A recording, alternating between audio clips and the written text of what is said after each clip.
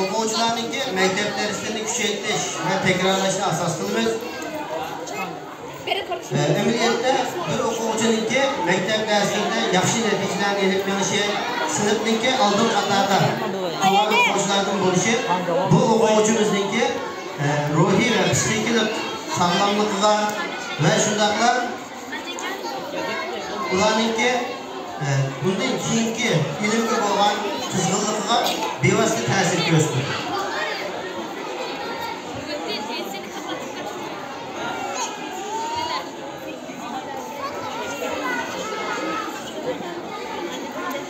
To'liqli ma'rifat deganimiz farzandlarimizga maktablarda berilmayotgan o'zimizningki ulug' milliy ong va diniy kimligimizni saqlab qolish va so'ndirib qo'yishni asos qiladi.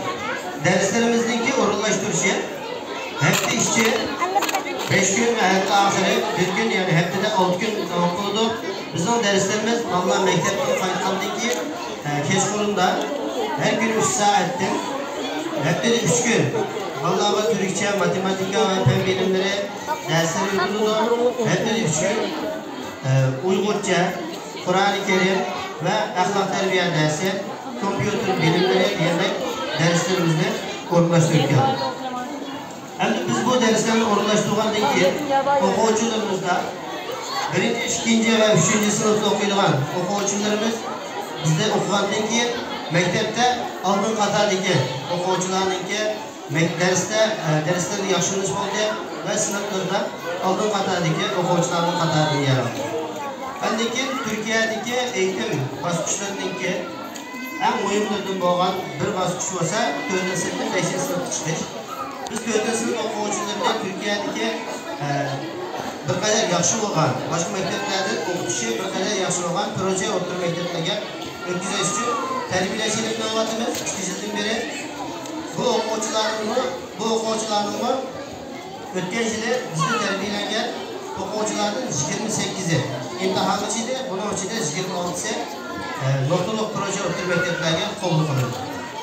Hadi 5, 6 ve 7 sınıfda o'qiydigan o'quvchilarimizning ko'pinchisi ularningki maktab maktablardagi o'rtalama natijasi yükseliş oldu.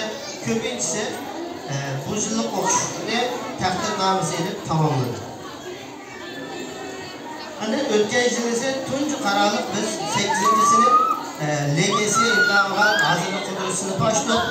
Bu sınıf qabul qilingan 21 o'quvchimizdan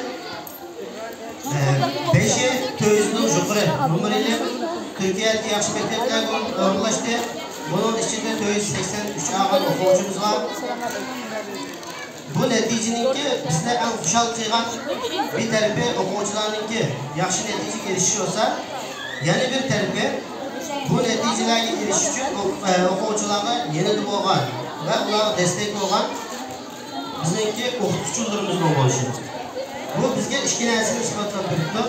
Birisi bizning o'quvchilarimiz tirishsalar, ularga fursat berilsalar, ularga Türkiye'deki en yaxshi o'qitish xizmetinden bahramand bo'la oladiganligi ve bunun için bizdeki ularga faqat fursat verishimiz ve sharoit yaratib berishimizdagi zo'rlikligi. Yana birisi aramızdan chiqqan ashula iqtidorli, qobiliyatli kishilarniki bu bo'lganligini bularning xizmat sahnasini yaratishning zo'rlikligi ve bunun için ularga fursat verishning zo'rligini isbotlab turibdi bu natijada. Yani insan her vakit etrafındaki muhitman ta'sirga uchraydi. Biz yaramlı izbosarlarni tarbiyalaymizda aytganmiz. Yashayotgan davrımizda bizning so'zimizning bor. O'tsin deydiganmiz. Farzandlarimiz o'qishi sifati yaxshi bo'lgan maktablarga o'rinlashishi, bu yerda yaxshi tarbiyalanish kerak. Tarixdagi ajdodlarimizdagi shonliq yaratgan madaniyat izlarimi bizga buni qila oladiganligimizningki bir isbotini ko'rsatib turibdi. Bu yerda bizga tushadigan ish faqat avlodlarimizni to'g'ri yetaklash, oila tarafidan har vaqt farzandlarga ishlash, ularningki ularni qo'llayotganligini ular his qildirish va bu o'quvchilarningki sistemalik bir ta'lim tarbiya xizmatiga erishish. İşimizga har qanday o'quvchi yaxshi natijalarga erishsa va yaxshi o'qish kursini egallab olsa, yaxshi natijalarga erishadi. ve o'qitishda yaxshi bo'lgan har xil maktablarga o'rinlashadi. Biz o'tgan yili 16 sinf ve 350 o'quvchi bilan elib borgan yoz ta'tillik maktabimiz bu yil 10 sinf ve 270 o'quvchi bilan muvaffaqiyatli holda tamomladik. Albatta bu xizmatlar bizning sözümüz degandek yolg'iz otning chini chiqmas, chini chiqsa ding chiqmas degandek bir kishiga maxsus emas, bir kishiga oid emas. Bu natijalarni qo'lga kelish uchun Küçükağan Sütqoraxon ta'lim tarbiya markazidagi barliq o'qituvchi ustozlarga chin qalbimdan rahmatimni bildiraman. Shundaqla bizni moddiy va ma'naviy jihatdan qo'llab va yordam berayotgan Sütqoraxon ilm va madaniyat vaqtidagi barliq ustozlarga chin qalbimdan minnatdorligimni bildiraman.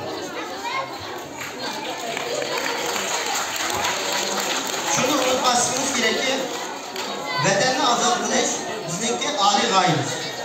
Bu g'oyaga yetish uchun kerakli oliy ma'lumotli o'qituvchilar, siyosiy arboblar, harbiy qo'mondonlar, diniy olimlar, her soha mutaxassislari, ilm-fan sarxillari, doktor, injenerlar jumladan diniy va milliy kimligini to'laydigan yaramli izbosarlar faqat ma'rif sohasiga ko'ngil bo'lgan vaqtimizda va bu sohaga biz rasmiy soha vaqtimizda endi yetishib chiqamiz. Bunun için biz yaşayotgan davlatimizdagi ma'rif sistemasini yaxshi egallashimiz va shuni bilan mos qadamda tan ilgilashimiz lozim.